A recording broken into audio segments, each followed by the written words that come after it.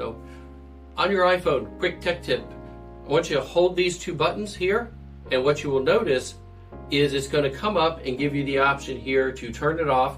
You also get a little small link under here that lets you to adjust on whether your phone is trackable or not, but right here, medical ID.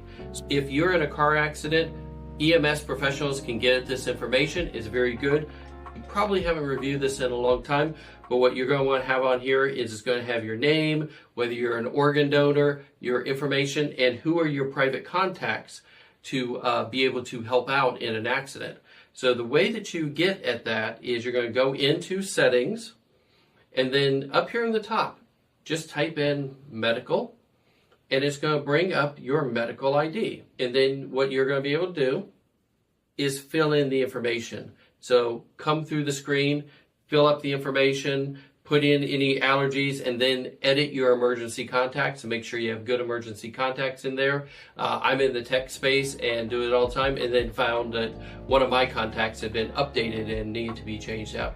So it's a great time to think about going into your contacts and updating your medical ID on your iPhone.